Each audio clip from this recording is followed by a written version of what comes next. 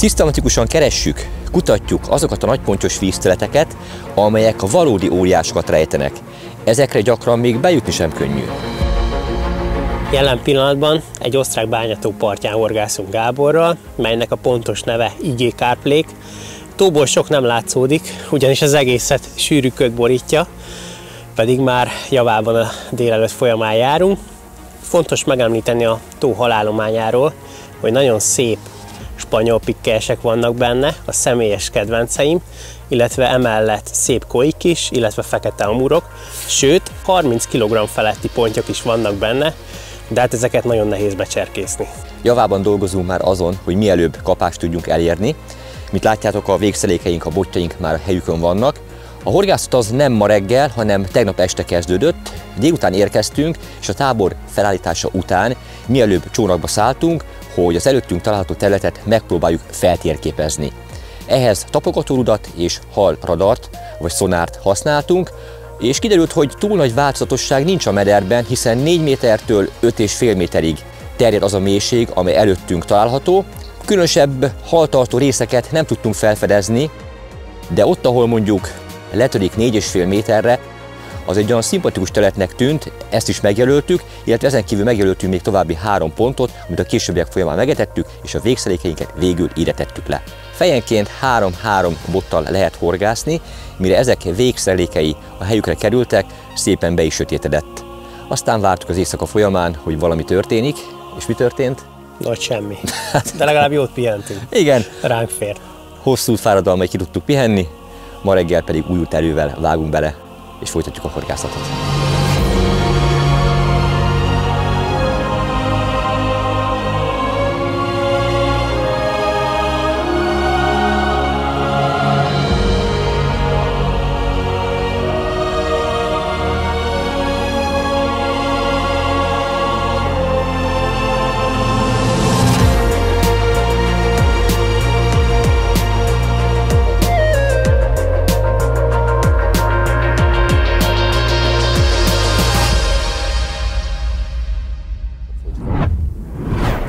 Éjszaka a fagypont közelébe hűl le a levegő hőmérséklete.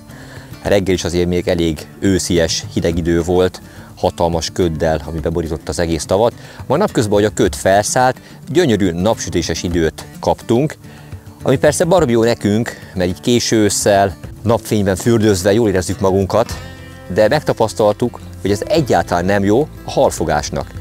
Persze most egy nap után még nincs nagy pánik, hogy nem szólaltak meg a jelzőink, de már most gondolkodnunk kell azon, hogy milyen apró módosításokat hajtsunk végre, hogy végül halat tudjunk fogni.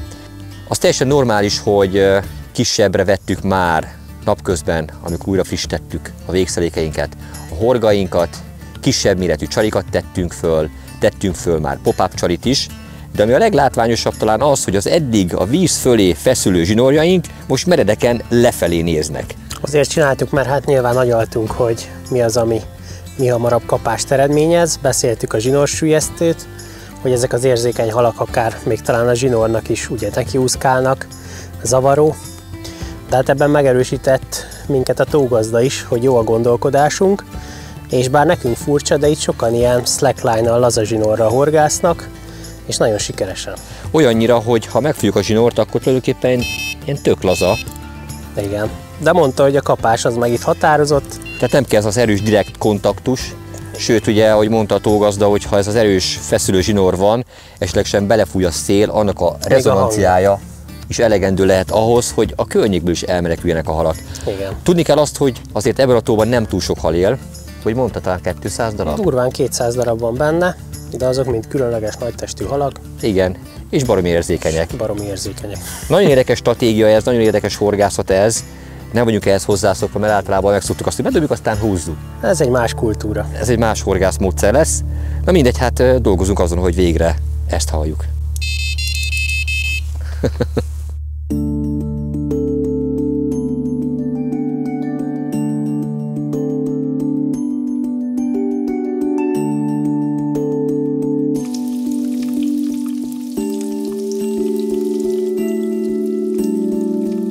Ha azt mondja nekem valaki, hogy 48 órát kell várni, mire az első kapás megérkezik, valószínűleg kinevettem volna. De azért nem tudok ezen nevetni, mert Megérkezett a kapás tegnap délután, és el is ment az első hatalmas ponty. Majd újabb napot kellett várni egy újabb kapásra, most meg egy csuka akadt bele a zsinóromba, szó szerint rárabolt a flósárga főzsinórra, és a szájzáró izma tekeredett rá a főzsinórra, tehát nem is a szájban volt a horog, még a szárcsák is kivettek engem, és így sikerült őt megfogni. Szóval a száj az továbbra is sértetlen maradt, hamarosan úszik tovább. Szóval nem egyszerű itt azért halat fogni, semmilyen formában, de dolgozunk rajta.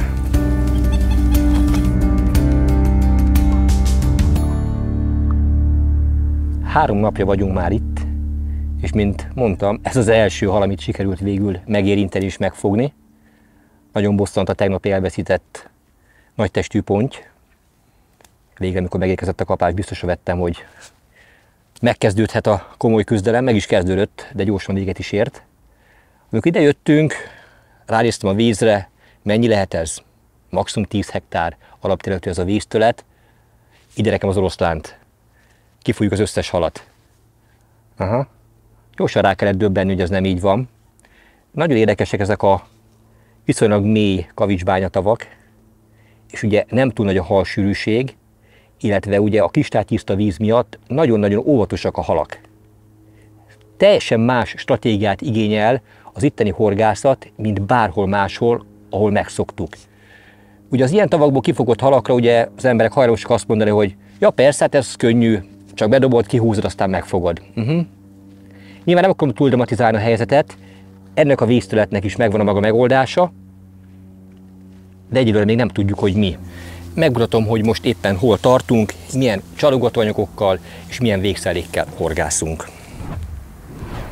A tóról begyűjtött elsődleges információk arról szóltak, hogy mivel kevés, de nagy testű halra lehet számítani, ezeket úgy lehet koncentrálni, hogyha viszonylag nagy mennyiségű bojli kerül egy-egy etetési pontra. No, hát mi elsőre ezt nem apróztuk el, a kiválasztott jónak vért pontokat 3-4-5 kg bojlival szórtuk meg, és ebből is az itt látható bojlik voltak, amelyek alapul szolgáltak az etetésünknek. Mivel azért hűlővízről van szó, ezért a kisebb, a 16 és a 20 mm-es bojlik kerültek a központba, ezekkel etettünk. Ugye a jól bevált módon, amit már egy korábbi filmben bemutattam, az etetésnek az alapját egyértelműen a Krill Natur bojli adja, amelyhez egy-egy marék, illetve hát maximum 10%-os arányban keverünk hozzá a Hot Spice és az Indian Spice ízesítésű változatokból is. Viszont egyelőre ez a stratégia nem működik. Azok a pontok, amelyeket jól megetettünk, egyelőre halat nem adtak. Ez nem jelenti azt, hogy a későbbiek folyamán nem fognak ezek a spotok felépülni, jelen pillanatban viszont azt sem tudom elképzelni, hogy nincs rajta hal, ami biztos, hogy kapást ezeken a helyeken elérni nem tudtunk. Na csak ilyenkor jön, hogy hogyan tovább, mit érdemes csinálni, mit érdemes váltani. Kerestünk olyan területeket, ahol a víz még sekélyebb, mint a korábban kiválasztott púpok, illetve medertürések, és egészen közel, szinte a part szélébe kivitt végszelékekkel, ahol a vízmélysége maximum 3-3,5 méter, ezek ilyen jól radarképernyőn látható platók, egy ilyen kiemelkedő púpok, amelyek érdekes módon nagyon kemények. Hasonlóképpen, mint alattam ez a kavicsos rész, kopogósak, de az ember nem is gondolná, hogy a halak fölúsznak, felmennek ezeknek a platóknak a tetejére, főleg a nappali órákban, és valószínűleg ott sütkéreznek. És ha már egyszer ott vannak, akkor természetesen, hogyha találnak olyan finom táplálékot, amely a kedvükre való, akkor azt meg is eszik. Hát egy ilyen ponton érkezett a tegnapi kapásom, amelyet viszont úgy sikerült elérni, hogy oda nem szórtam egyetlen 1 g bojlit sem, hanem PVA bag mixet készítettem, amelyben roppantott, darabolt bojlik voltak. A Strategy termékcsalád tartalmaz PVA bag mixet is, mind a 3 ízesítésben, Krill Natur, Krill Hot Spice és Krill Indian Spice változatban. Ezek igazán magas minőségű, rendkívül tartalmas mixek, amelyek alapját roppantott bojli és kevéske pelet, illetve liofilizált gammarusz képezi. Ez a kevéske csalogatóanyag végül elegendően bizonyult ahhoz, hogy a csalimra ráirányítsa a hal figyelmét, és azt később felvegye. Ezekből készítettem az itt látható PVA bageket, szép nagy hurkák, és ezeket fűztem fel a horog előkékre. Már is megmutatom, hogy hogyan. átbököm itt egy hosszú PVA fűzőtű segítségével, és a már felcsalizott horogelőkét belehúzom. Így. És ezt még áthúzom a PVA tasak oldalán. Így. Belehúzva, berejtve a horogelőkét.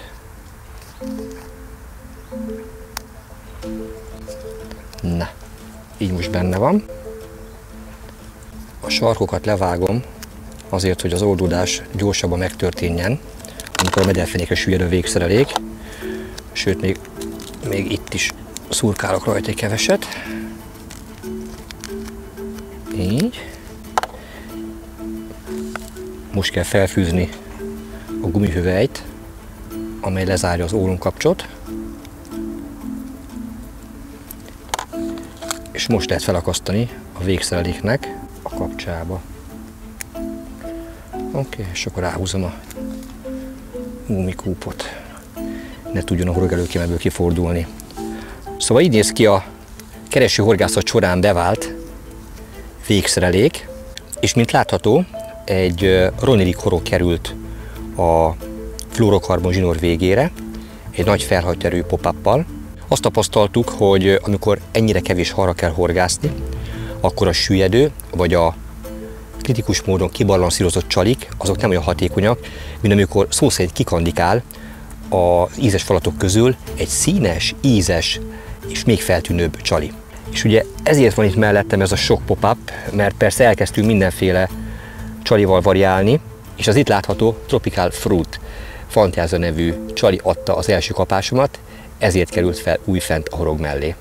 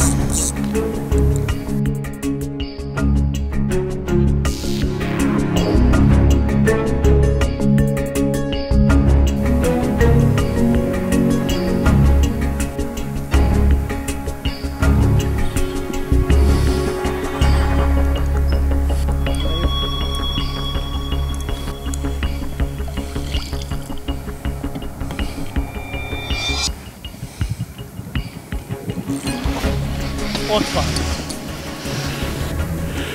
Ez az Peti.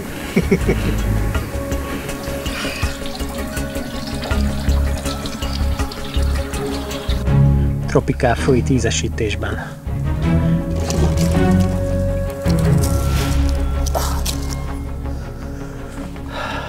Megérkezett első közös osztrák pontjunk ezen a nehéz vízterületen, IG Carp Lake-en. Egy gyönyörű, kerekded, tükrös. Mindig az első halat a legnehezebb megfogni, ezt tudjuk. Azt tuti. Mindig az első kapást a legnehezebb elérni. De annál nagyobb az öröm. És annál nagyobb büszkeség. És tudjuk, hogy mekkora értéke van egyébként egy-egy ilyen fogásnak. Szép hal.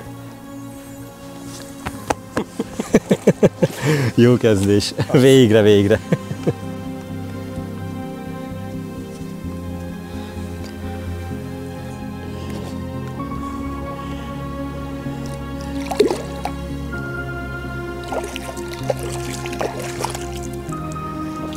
Gyere, Petikém! Szívből gratulálok! Te jössz! Egy nagyobbal. Azt se várom, hogy te fogsz egy még nagyobbat.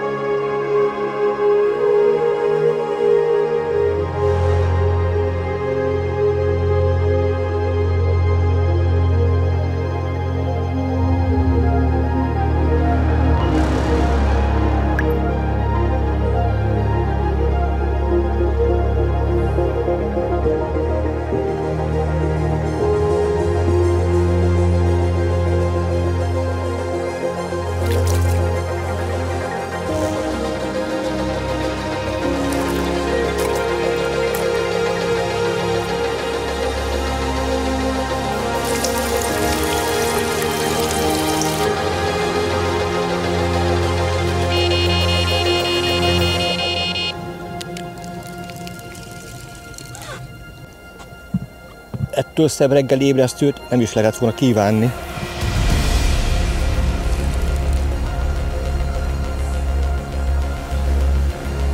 Este, amikor Petivel visszahoztuk a végszeléket erre a területre, mindketten éreztük, hogy itt még kell, hogy legyen egy nagynak megbújnia. Ugyanis ennek a környékén volt az ő hala is, amit este sikerült szágba terelni. Úgy néz ki, hogy ez egy jó haltartó rész. Mint látható, hínárszálakat húzgál fel a főzsinór, illetve hát a hal is érzem, hogy időnként hínárszálak közé próbál idézővetéve kapaszkodni, belebújni, elrejtőzni. Itt valamikor, mondom, a nyár közepén vagy a nyár végéig hatalmas nagy hínármező volt, és ennek a környékét járja a hal, még most is. Petinek mondtam este, hogy ne a Tropical Fruitot rakjuk föl, hanem az én egyik kedvencemet a rondelik csarik közül, az pedig nem más, mint a Sweet Scene, és ezen bizony az volt. Már látom a hatalmas halat. Úristen, mekkora gombócponty! És benne van! Ez óriási! Pont azzal a végszelékkel, amit bemutattam, Ronderig pop-uppal, Ronderig horogelőkével és kedvenc csalimmal, életem egyik legszebb tükörpontja előttem. Szívből gratulálok. Közös munka, közös siker. Abszolút. Nagyon örülök neki. Gyönyörű hal. Nagyon megdolgozunk minden halé barátom. Nagyon. De megoldjuk ezt is együtt. Így van.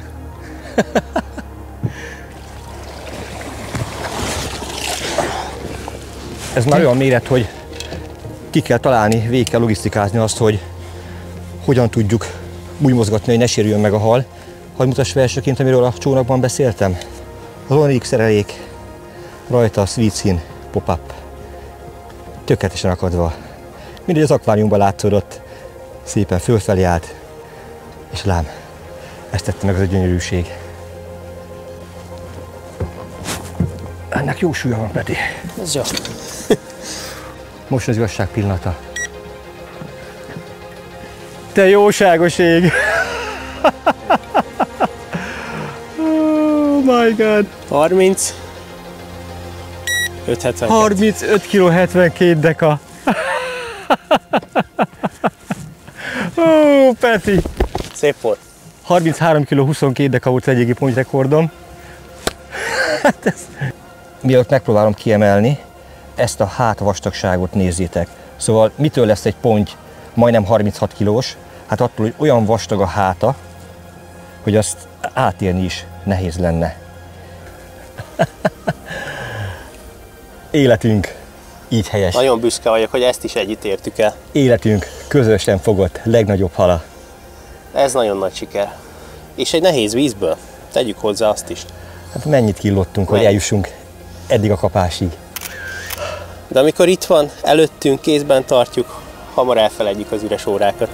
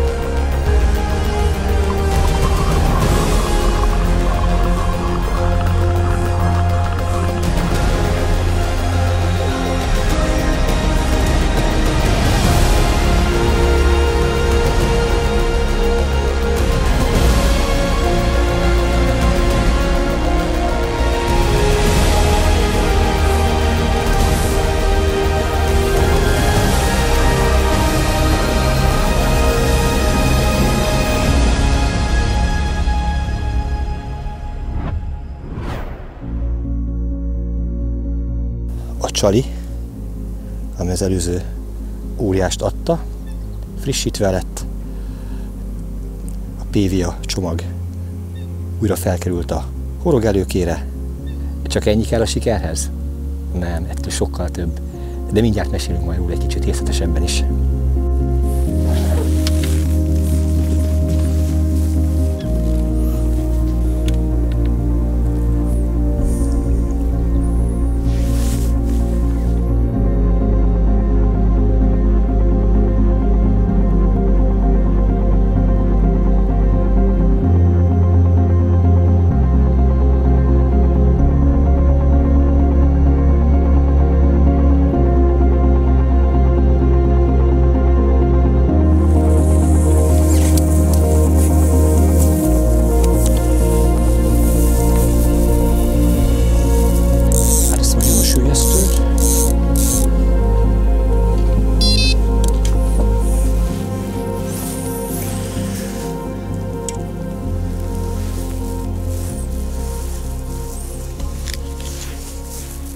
És egy nagyon furcsa, lazazsinóros módszerrel várjuk a kapást.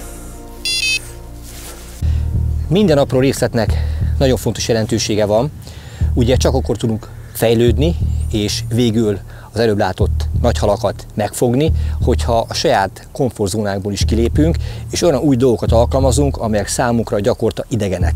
Illetve amikor a szereléket frissítettük, akkor előtte mondtam, hogy a siker azért ettől sokkal, de sokkal összetettebb, mint az, hogy egy végszereléket a megfelelő helyre tesszük. Ennek a túrának a szervezése is ugye több mint egy évvel ezelőtt kezdődött. Több mint egy éve. Rengeteg munka van benne. Információgyűjtés, ugye az sem ment egyszerűen, meg hát gyakorlatilag szinte vakon érkeztünk, tudtuk, hogy szép halak itt vannak, benne vannak, sejtettük, hogy nehéz víz, nehéz őket megfogni. Nagyon érdekes, mert amúgy meg nincsen olyan nagy nyomás a vízen. Vannak horgászok. Vannak, de... Ez nem indokolná, hogy ennyire óvatos legyen a hal. Ugye beszéltünk, amikor megérkeztünk arról, hogy egy ilyen vízterületre még bekerülni sem egyszerű. Szeretem az őszinte és egyértelmű, egyenes beszédet, szóval a tulajdonossal, amikor egyeztettünk, akkor megmondta, hogy ide magyarok még soha nem érkeztek. Ő magyar horgászokat ide még nem engedett be. Ő is mondta. Döbbenten hallgattuk, hogy miért, és azt mondta, hogy nincs túl jó hírük a magyar horgászoknak, nem megfelelő módon bánnak a halakkal, és ezek rendkívül értékes halak, és nem szívesen látott vendégek a magyar horgászok. Nekünk is mondta, vajon ők mit akarnak, elvinni a halaimat? Igen, Kerek Perec kimondta, szóval nagyon kellemetlen erről beszélni, de pont azzal szeretnénk magunkra felhívni a figyelmet, hogy valóban méltók vagyunk arra, hogy a világ bármely pontján, vagy Európa leghíresebb pontyos tavain is jó hírrel és jó szájízzel beszélnek rólunk, és hát szerencsére bekerültünk ide, szóval mi vagyunk az első magyar horgászok itt, és arról is meséljünk, hogy egy évben hány horgászt enged ide a túlgazda. Hát ugye erre a helyre, ami mi horgászunk, 7 külsős horgászt. A maradék 9 hely az ugye kvázi mint egy egyesület ki van adva. Igen, tehát azok már ugye... váltani rá éves jegyet. Igen. A tó nehézségéről még az elárul mindent, hogy ebből a 9 helyből 2 helyen idén még nem fogtak pontyot. Igen. Tehát... Pedig nyilván megtesznek mindent igen, azért, hogy halat fogjanak.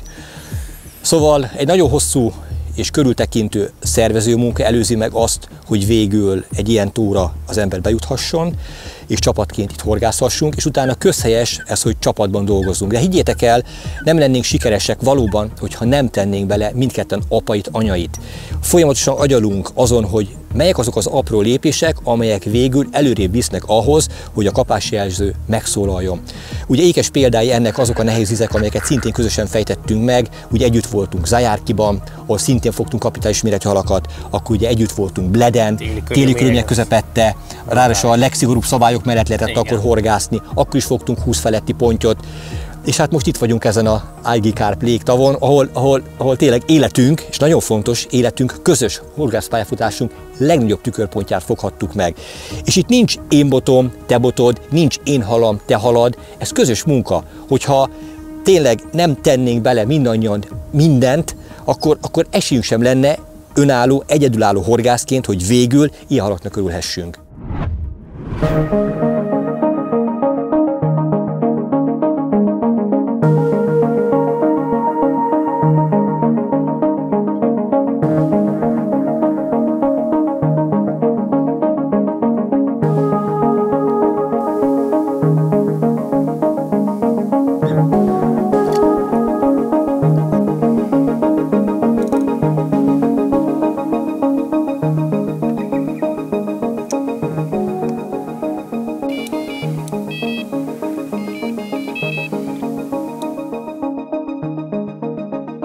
A modern pontyhorgászatban nagyon nagy népszerűsége és jelentősége van a különféle pop-up rigeknek, mint például a chod rig, Ronnie rig vagy éppen a spinner rig.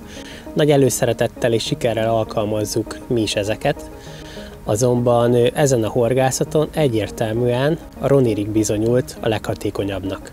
Nagy örömmel jelentem, hogy kész Ronnie rig is megtalálható kínálatunkban. Most megmutatnám, milyen egyszerű is ezt használatba venni. Ilyen ízléses csomagolásban kerül forgalomba, 3 darab már előre legyártott kész Ronnie rig található ebben a kis tasakban. Mutatom is, hogy csalizom. Nagyon szeretjük alkalmazni, kordának ezt a boom előkezsinórját. Ez egy nagyon merev fluorokarbon, nagyon jól krimpelhető. A 0,55-ös előkezsinórhoz az SS méretű krimpet szoktuk használni. Egy tetszőleges darabot levágok az előkezsinórból.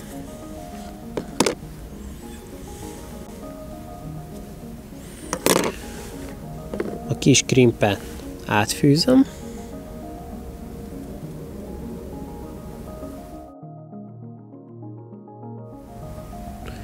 Majd vissza.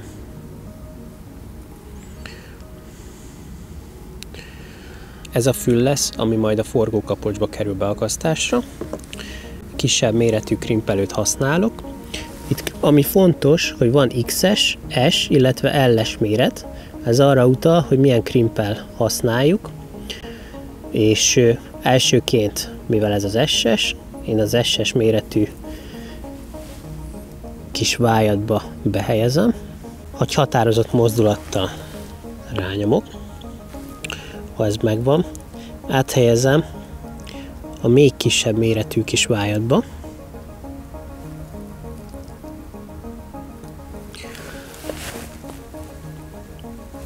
Ezzel garantáltan jól tart. Nem használunk olyan hosszú előkéket, így még ebből egy kis darabot eltávolítok. Jöhet egy újabb krimp. Átfűztük. Jöhet a kész Ronny Rig. Nagyszemű forgófülén áthúzom a boom előkezsinort. Majd egyszerűen visszafele a krimpnek a másik részén átbújtatom.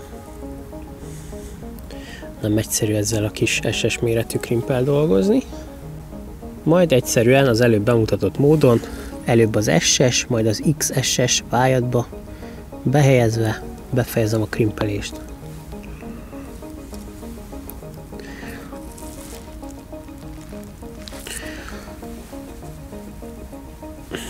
Oké. Kis felesleges zsinórrészt eltávolítom.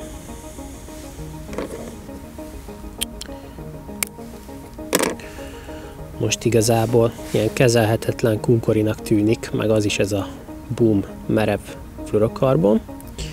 Én 2 zsinórhúzó segítségével meghúzom, és aztán totálisan egyenes lesz. Határozott mozdulattal meghúzzuk, és így érezzük, hogy garantáltan bírja az ellenállást, a legnagyobb halnál se fog elmenni. Erre tökéletes bizonyíték az, hogy fogtunk vele egy közel 36 kilós pontyot, hogyha azt a halat bírta, higgyétek el, bármekkorát bírni fog. Megbízható és nagyon hatékony. Jól látható, milyen egyenes lett a húzásnak a hatására, már egy jól kezelhető előkezsinór. És nagyon hatékony ezzel a Ronny Riggel. Jöhet a csali. Gyorsan kedvenc lett Sweet Sim Pop-Up, az édes bűn, ő már sok szép nagy halat adott nekünk, köztük ezt a közel 36 kilós tükröst is. Bait Floss csalisejem segítségével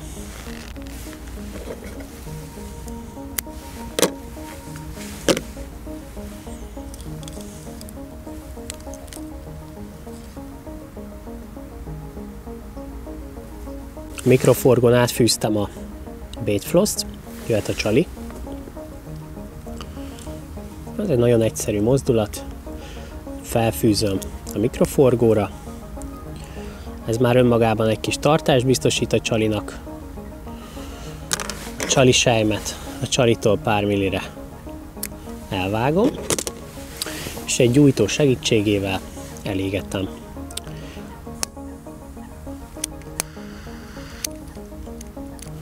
Rögzítve. Már majdnem kész, bevetésre kész. Időnként még ide a krimp mögé érdemes tenni egy csörétolmot vagy ólompasztát, azonban, hogyha igazán finnyásan esznek a halak, mint például ezen a horgászaton is, ez elhagyható. Még ide a végfülbe egy gumihüvelyt helyezek, és bevetésre kész a Ronny Rig. Ezen a horgászaton mind a ketten áttértünk az inline végszerelékre. amikor a hal finnyásan eszik, illetve nem horgászunk extrém nagy távra, ez a megoldás nagyon hamar, nagyon gyorsan akaszt, viszont a hal, hogyha megiramodik vele, akkor ez egyből csúszóvá válik, ezáltal nem üti ki a hal szájából a horgot.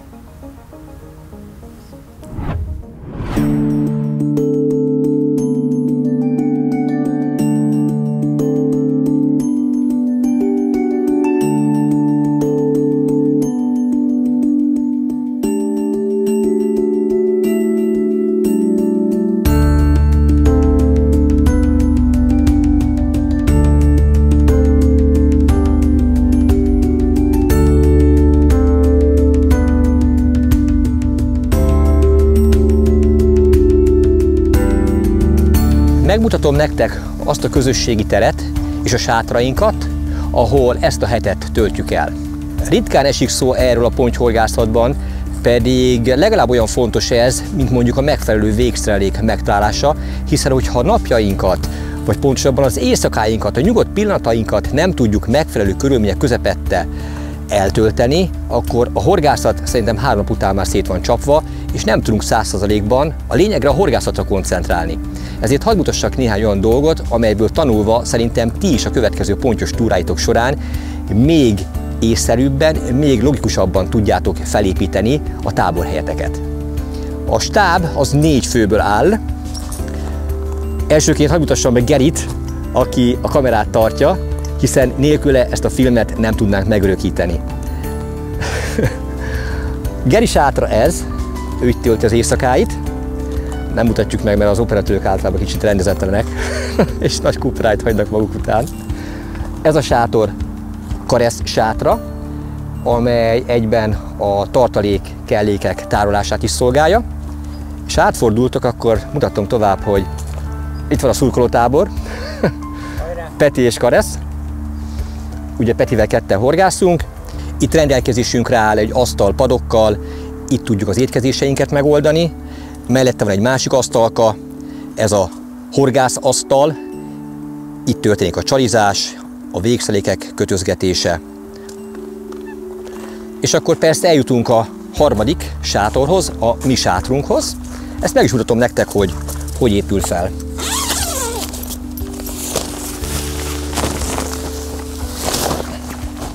Évek óta a Nest Titán sátrát használom, nagyon meg vagyok vele elégedve, nagyon stopabíró és időtálló.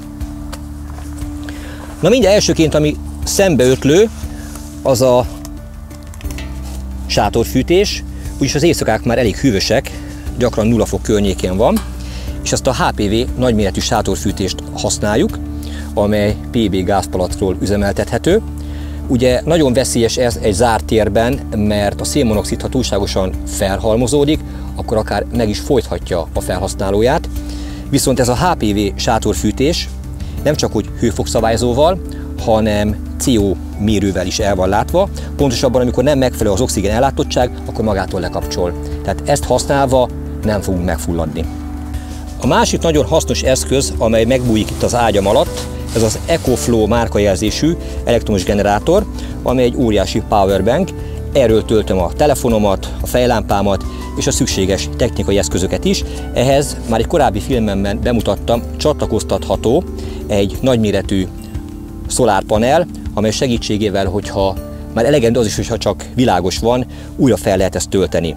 Azért fontos ez, mert sajnos ezen a tavon nincs kiépítve áramellátás, így ezt nekünk kell biztosítani. Nagyméretű, stabil ágy, mind a kettőnknek ez rendelkezésre áll, ez Peti ágya, ez pedig az én ágyam, és ehhez kellően vaskos, jól bélelt hálózsák, hogyha késő őszi téli időszakban horgásztok, elengedhetetlen. Mögöttem van egy, nevezzük éli szekrény, amely szintén nagyon praktikus, hiszen a legszükségesebb kellékeinket tudjuk ennek a segítségével rendezetten tárolni. És akkor elérkeztem egy másik praktikus dologhoz, az pedig nem más, mint egy éli lámpa, amely így oldalról nyomogatva is bekapcsolható, illetve van hozzá egy távkapcsoló is, amely segítségével kibekapcsolható. És hát persze a sátorban mindent nem tárolhatunk, bizonyos dolgokat szabad ég alatt kell elhelyezni. Nagyon praktikus és hasznos lehet az itt látható vízhatlan EVA tároló rendszer, amelyet nevezhetnék doboznak is, mert méretüket tekintve tényleg olyan méretűek, mint egy doboz, de mégis egy ilyen gumírozott, vízhatlan anyagból készült tároló rekeszek ezek, csak a legnagyobb méretben. És azért szeretem ezeket, mert garantáltan vízhatlanok, időtállók, és mind a reggeli párának, mind pedig az esőzésnek garantáltan ellenállnak, és minden szükséges kellékemet elnyelnek. Ebben tárolom a csalikat, a következőben az elektromos eszközöket, kapásjelzőket, swingereket. Ebben vannak az apró cikkeim, kiegészítők, amelyek a horgászat során nélkülözhetetlenek. És akkor van még egy ilyen, nevezzük technikai doboznak, amelyben gumicsónakhoz szükséges pumpák, érlámpák és egyéb kiegészítők találhatók. És akkor itt van előttünk néhány lépésre a jól kiépített stég. Nagyon fontos, hogy itt is úgy legyen minden elhelyezve, hogyha kapás van, akkor legalább saját magunknak ne állítsunk akadályt, ne essünk azon át, ha lehető leggyorsabban tudjunk a bothoz hozzáférni, a kapásra reagálni, és szükség szerint a csónakba beszállva a hal után menni.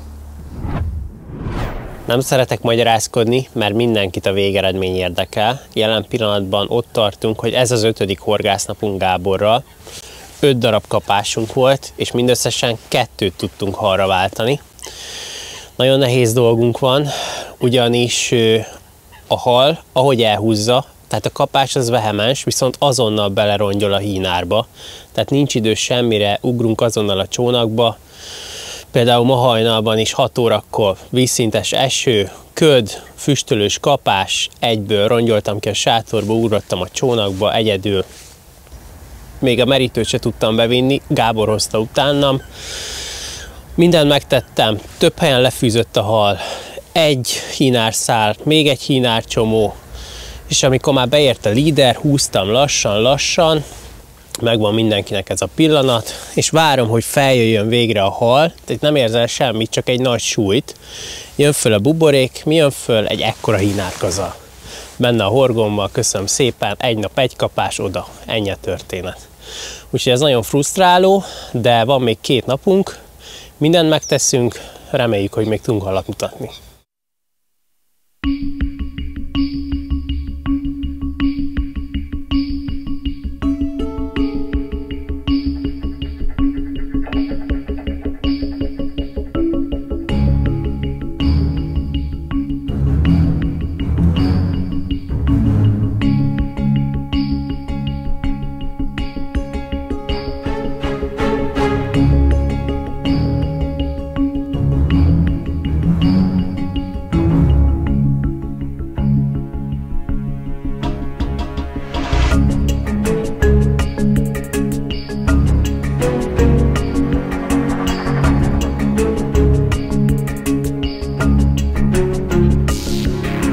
Jól látszódik, hogy azok az etetési pontok, amelyek úgy gondoltuk, hogy megalapozzák a horgászatókat, azok baromira nem működnek. Ugye áttértünk a keresőhorgászatra, amely során kevéske PVA Bagmixbe helyezett csalogat anyaggal próbáljuk őket megfogni, de most az is kezd kirajzolódni, hogy a tónak mely részén találjuk meg őket, úgyhogy ugyanarra próbáljuk meg a végszeléket az éjszaka kellős közepén visszavinni. Peti, látsz valamit? Nem sokat, de majd a radar segít. 4,1 méteres vizet keresek. Puff.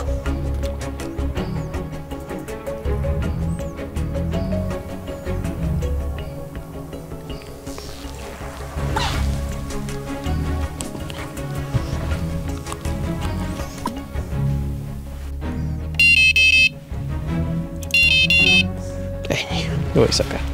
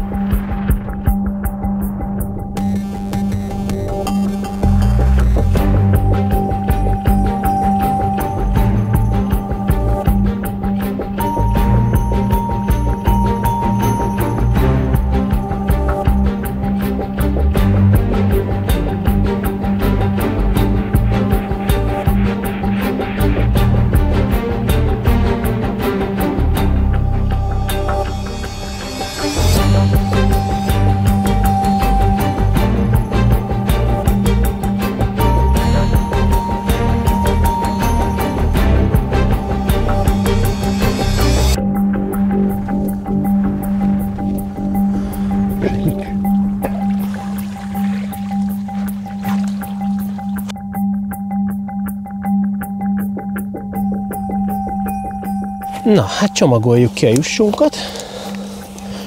A salátabár egyik lakóját.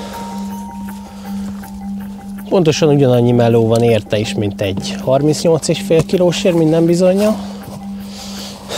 Nagyon nehéz kapásig is eljutni. Ezt halra váltani. Most sikerült.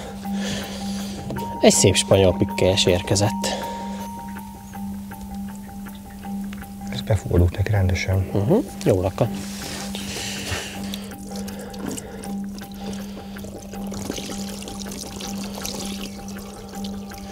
Nincs egyszerű dolgunk, mint mondtam. Szerintem ugyanannyit melózunk mindketten egy ekkora halér, mint egy 30 feletti ér. Így még értékesebbé válik egyébként a korábbi hatalmas pontyúnak a kifogása. Így van. Hiszen ugye, mint mondtad, borzasztó nehéz kapásig eljutni. Ha végre kapást értünk el, akkor kérdéses, hogy meg lesz-e az, ha pedig megvan, akkor pedig ugye újfent kérdéses az, hogy milyen méretű az. Hát igen, reggel 3 óra 33 perc. Örülsz? Mint az állat. Reggel? Éjszaka. Az éjszaka kellős közepén vagyunk.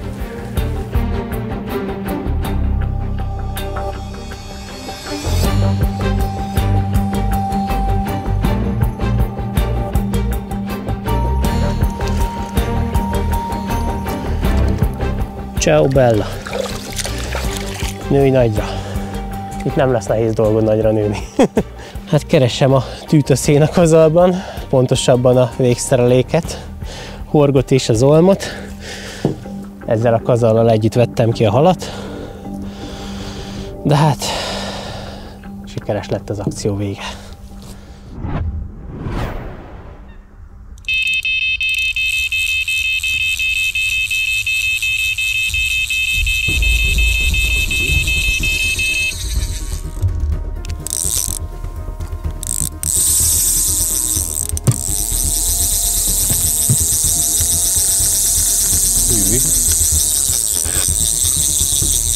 Ez komoly hal.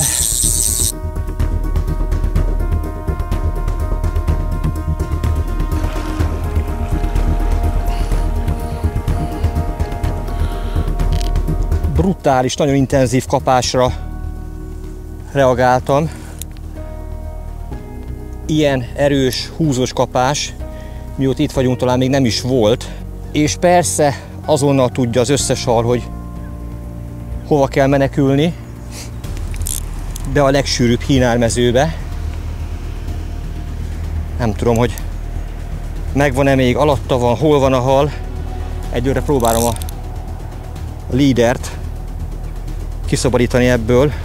Peti azt már megélte egy párszor. Aha, valaki visszarúgott a túloldalon.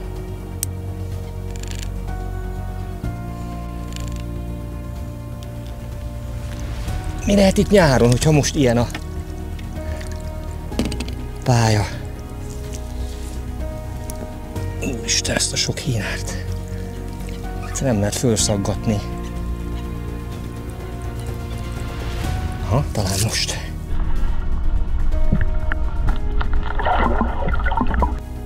Nem tudom, nem vagyok benne 100%-ig biztos, hogy rajta van, de nagyon bízom benne, hogy igen.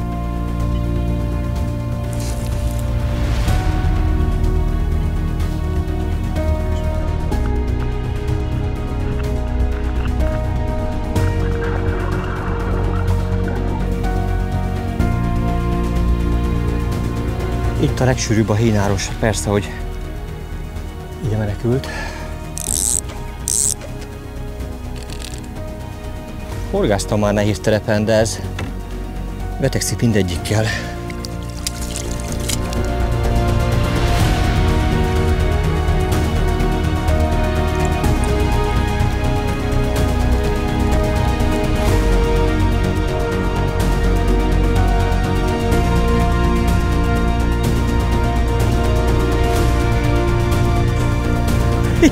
Itt van. Oh. Sikerült megszákolni. Fú, pedig már nem sok remény volt rá, hogy ez ilyen sűrű hínárban végül meg lesz. És megvan. Leakasztottam a horogelőkét, hogy ne kalimpáljon az ólom a szájába. Egy kicsit viseltes a csali, de úgy fent látszódik. Sweet Scene, Ronnie Rig Pop-Up, Ronnie Rigen felkínálva, verhetetlen.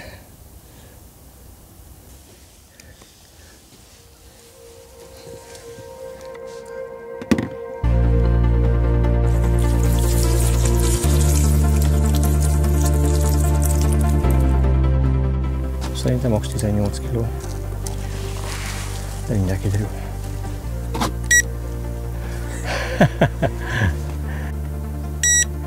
...19 kg 92 deka.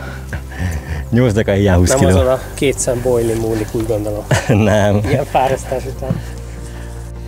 Lassú, de határozott léptekkel jutunk előrébb, és így már a 4. kifogott kapitális pontjunknak örülhetünk. Pár deka híján 20 kilót nyom ez a fenséges tükörponty.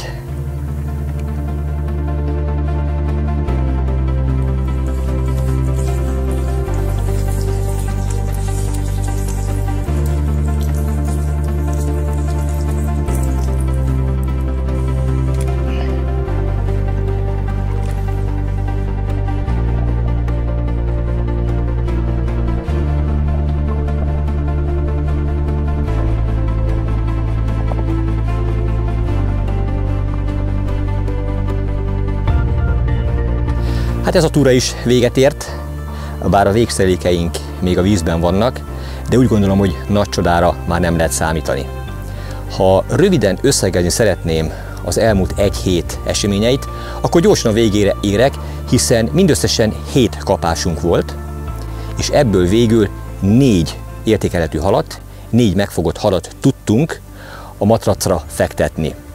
Na most, ha valaki úgy ízlelgeti ezeket a számokat, és azt mondja, hogy mi van? 7 nap alatt ezek a srácok, akik ugye nyilván nem ma kezdték a szakmát, összesen 4 darab pontyot tudtak csak megfogni. Igen. De hogyha belegondolunk abba, hogy ezek között volt életünk, közös horgászpályafutásunk legnagyobb pontja, egy közel 36 kilós ponty, akkor mindjárt másként tekintünk ezekre a számokra.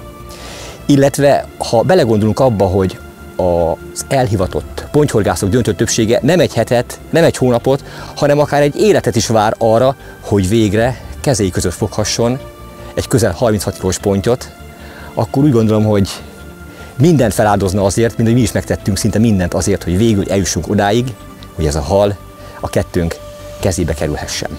És azt se felejtsük el, hogy az itt horgászók zöme, akik nagy nehezen lehetőséget kapnak arra, hogy leülhessenek ide, és próbára tegyék magukat, egyszerűen fogják magukat a nagy nemfogásban, 2-4 nap után egyszerűen hazapakolnak. Hogy ez egy átverés, itt ugyan nincsenek ezek a halak, és sorolhatnánk. Ugye annyira ki kell lépni a komfortzónájából mindenkinek, annyira nem megszokott módon kell itt pontyra horgászni, hogy tényleg legtöbben azt gondolják, hogy ebben valójában nincs is olyan mennyiségű hal, vagy nincsnek azok a méretű halak, amelyek a különböző médiafelületeken láthatók. Igen. Nekünk is kellett egy 2-3 nap, hogy így lelassuljunk, kicsit akklimatizálódjunk, de úgy érzem, hogy sikerült. Meg lett az eredménye. Meg lett az eredménye. Minden eszközünk most is maximálisan helyt állt. Kiemelném külön a 3 méter hosszúságú, 2,5 libra tesztgörbéjű Black Edition botunkat, amely nem kifejezetten az ilyen nehéz terepen való horgászatra lett kifejlesztve, nem kifejezetten a hínárosban való pontyhorgászatra lett megalkotva, és az egyik alkalommal már rám is szóltál. Igen, rád is kellett szólnom, olyan erővel húztad, olyan durva, brutális módon görbült a bot, hogy mondom, az el fog törni, és bírta azt is. Szóval az eszközeink is helytálltak, mi is helytálltunk, és megfoghattuk életünk legnagyobb pontját. Kell ettől jobb zárószó? Aligha. Folytatása következik.